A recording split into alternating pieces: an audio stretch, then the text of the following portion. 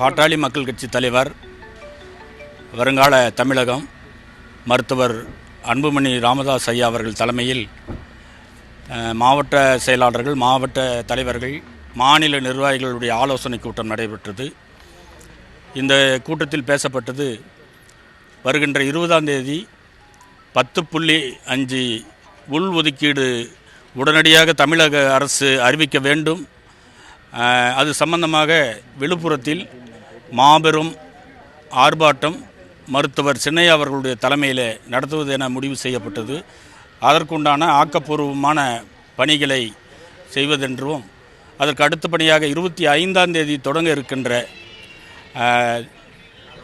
தமிழக உரிமை மீட்பு நடைபயணம் மிக சிறப்பாக ஏற்பாடுகள் செய்வதென்றும் அது சம்பந்தமாக ஆலோசிக்கப்பட்டது.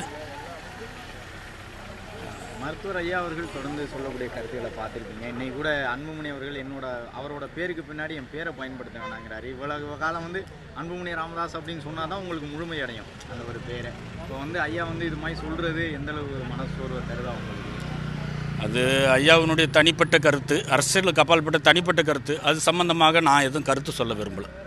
இல்லை, தொடர்ந்து செயற்குழு கூட்டம் இந்த மாதிரி கூடுறது, 2 அணியாக பாமக பிளவுபட்டு கிடக்கு அப்படின்னு எதிர்கட்சிகள்லாம் விமர்சனம் பண்ணுறாங்க.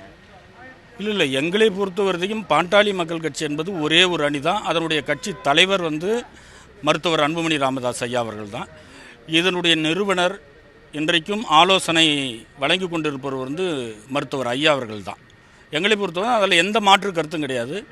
அவருடைய தலைமையின் கீழே தான், அவர் வகுத்த அந்த கொள்கை திட்டத்தின் அடிப்படையிலே தான் இன்றைக்கு பாட்டாளி மக்கள் கட்சி செயல்பட்டு கொண்டிருக்கிறோம்.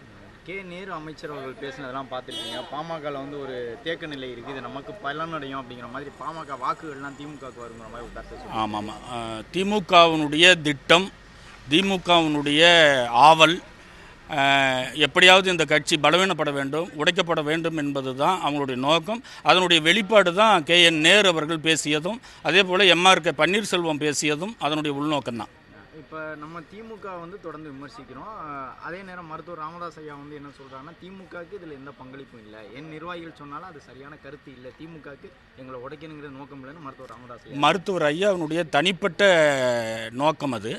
பாட்டாளி மக்கள் கட்சி என்பது தொடர்ந்து வன்னியர்களுக்கு தனி இடஒதுக்கீடு கொடுக்கக்கூடாது என்று வஞ்சித்து வரக்கூடிய திமுகவை கடுமையாக விமர்சிப்பது, கடுமையாக எதிர்ப்பு என்பது தான் பாட்டாளி மக்கள் கட்சி, எங்கள் மருத்துவர் சின்னையாவுடைய நோக்கம்.